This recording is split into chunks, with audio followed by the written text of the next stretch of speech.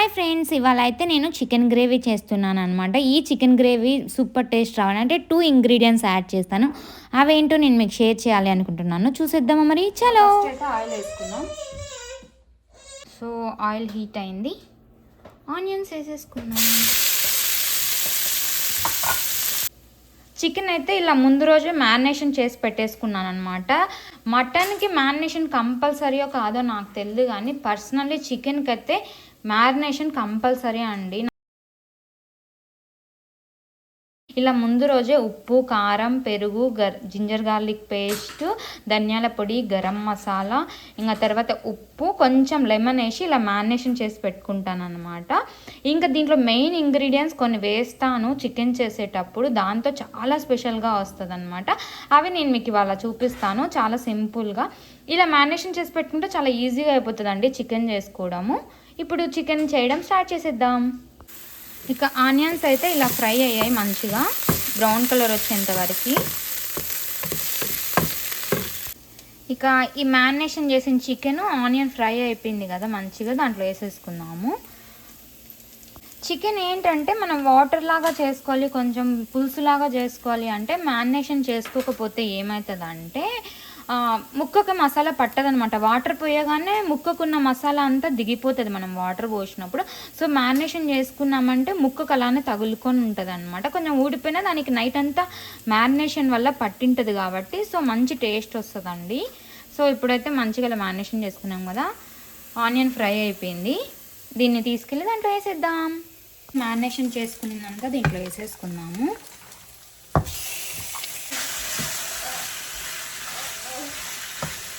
ఇప్పుడు చికెన్ని మంచిగా మసాలా అంతా పట్టి ఉడికేంత వరకు దీన్ని ఇలానే వదిలేయాలండి. మొత్తం దాంట్లోంచి వాటర్ వచ్చేంత వరకు ఒక 10 to 15 మినిట్స్ వాటర్ అంతా మరిగిపోయేంత వరకు మంచిగా ఇలా మూత పెట్టుకొని ఉడికించుకోవాలన్నమాట. ఇంకా దీంట్లో ఇప్పుడు నేమ్ మసాలాలు కానీ ఉప్పు కారం ఏం వేయలేదు, ఎందుకంటే ఆల్రెడీ మ్యారినేషన్లో సరిపోయేంత అన్నీ వేసేసినాను అనమాట. సో ఇలా చికెన్లో మంచిగా వాటర్ అంతా బయటికి వస్తుంది. సో ఇంకా కొంచెం అంతా మిక్స్ చేసుకుని ఇంకా కాసేపు ఉడికించుకుందాము. మళ్ళీ మూత పెట్టేసుకుని ఇంకా కాసేపు ఉడికించుకుందాం మనము. ఇంకా కొంచెం వాటర్ వస్తూనే ఉందన్నమాట. ఇప్పుడు మనకి వాటర్ ఇంకా ఉడుకుతూ ఉంది. సో కొంచెం ఆయిల్ కూడా పైకి తేలింది అనమాట. ఇంక ఇప్పుడు నేను ముఖ్యంగా కొన్ని ఇంగ్రీడియంట్స్ వేస్తాను అని చెప్పాను కదా, దాంట్లో ఇది టొమాటో పేస్ట్ అనమాట. ఇది కాస్కోలో తీసుకొచ్చాను. సో ఇలా ఉంటుంది. సో ఈ పేస్ట్ అంతా తీసుకెళ్ళి మనం ఇప్పుడు దీంట్లో వేసేద్దాం చికెన్లో. సో దీనివల్ల చాలా టేస్ట్ వస్తుంది అనమాట.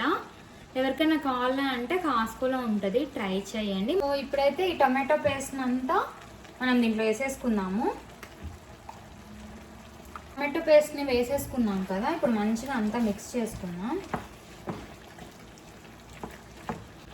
అసలు చాలా ఈజీ అనిపిస్తుంది. మనం మ్యారినేషన్ చేసి పెట్టుకొని ముందు రోజే కనుక చేసుకుంటే కనుక చాలా ఈజీ. అసలు వెంటనే టమాటో తర్వాత అన్నీ వేసేసుకునేసి చేసేసుకోవచ్చు. మూత పెట్టుకొని ఒక 5 మినిట్స్ అట్లా ఉడికించుకుందాం. మీకు మంచిగా ఇండియాలో స్పినాచ్ దొరికితే స్పినాచ్ కూడా యాడ్ చేసుకోండి. చికెన్ ప్రోటీన్ కాబట్టి ఫైబర్ కోసం అయితే కనుక ఇలా స్పినాచ్ యాడ్ చేసుకొని తింటే కనుక హెల్తీగా కూడా ఉంటాం మనము. సో నేనైతే ప్రతిసారి చికెన్ చేసినా మటన్ చేసినా కొంచెం ఇంత బంచ్మాయ నాకు తీసుకొనేసి స్పినాచ్ యాడ్ చేస్తానన్నమాట. నేను చికెన్ ఉడికే లోపల మనము ఇది మ్యారినేషన్ చేసుకుని ఉంటాం కదా బౌలు, దాంట్లోనే నేను ఇలా చికెన్ బ్రాత్ తెచ్చుకుంటాను అనమాట. వాటర్ నార్మల్ వాటర్ యాడ్ చేయకుండా ఇలా నేను చికెన్ స్టాక్ అని చెప్పేసి వాటర్ దొరుకుతాయి అనమాట. ఇది బ్రాత్ చేసుకోవచ్చు మనం సూప్ లాగా. నేనైతే ఇలా కూడా యూస్ చేస్తున్నానండి చికెన్లో వాటర్ కోసము. సో ఇప్పుడైతే ఇవి వేసుకున్నాము. దీనివల్లనే నాకు స్పెషల్ టేస్ట్ అనిపిస్తుంది అనమాట చికెన్ చేసినప్పుడల్లా. ఇప్పుడు చికెన్ బ్రాత్ వాటర్ తీసుకొని దీంట్లో వేసేసుకుందాం. ఇవి నార్మల్ చికెన్తో చేసిన వాటరే అనమాట. సో అవి యాడ్ చేసుకుంటున్నాను.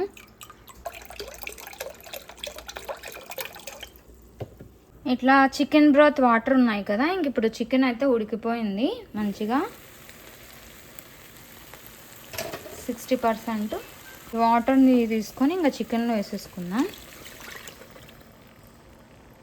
మా ఆయనకి ఈరోజు ఎక్కువ గ్రేవీ లాగా కావాలంట, సో ఎక్కువ గ్రేవీ లాగా చేస్తున్నాను నేనైతే. సో ఇప్పుడైతే వాటర్ యాడ్ చేసుకున్నాం కదా, ఇది మంచిగా మిక్స్ చేసుకునేసి ఇంకా మూత పెట్టుకునేసి ఆయిల్ తేలేంత వరకు ఉడికించుకున్నాము.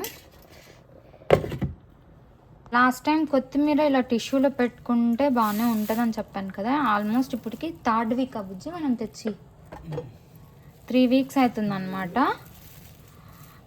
చూడండి కొంచెం బెటరే. మామూలుగా అయితే మరీ పూర్తిగా పాడైతుండే బాక్స్లో పెడితే, ఇలా టిష్యూలో పెట్టడం వల్ల కొంచెమైనా ఫ్రెష్గా ఉందన్నమాట. ఇలా ఉడుకుతున్నప్పుడే కొత్తిమీర తీసుకొనేసి మంచిగా వాష్ చేసుకొని ఇలా వేసేసుకోవాలన్నమాట. సో ఇంకా అలా ఉడుకుతున్నప్పుడే ఇంకా కొత్తిమీర కూడా వేసేసుకున్నాను నేను. ఇంకా మొత్తం మంచిగా ఉడకబెట్టుకున్నాము. సో ఫైనల్లీ అయిపోయిందనమాట. దీన్ని ఇంకా దించేసుకుందాము ఆఫ్ చేసుకొని. ఇంకా చికెన్కి రాగి సంగటి కాంబినేషన్గా చేసుకుంటున్నాం అనమాట ఈరోజు. సో రైస్ అయితే ఉడకబెట్టేసుకున్నాం రాగి సంగటికి. ఇప్పుడు ఇది వేసుకున్నాం. అన్నకి కూడా తింటాడు కాబట్టి కొంచెం ఎక్కువ వేస్తాం. ఓకే, నెయ్యి కూడా వేసుకున్నాం. సో నెయ్యి వేసుకుంటే కొంచెం అడుగంటకుండా ఉంటుంది అన్నమాట. రాగి పిండి నెయ్యి వేసేసుకున్నాం కదా రైస్లో, ఇంకా మంచిగా మిక్స్ చేసుకున్నాం. మనం రైస్ ఉడికేటప్పుడే కొంచెం నూనె వేసేసరికి కింద అతుక్కోలేదు కదా బుజ్జి మంచిగా.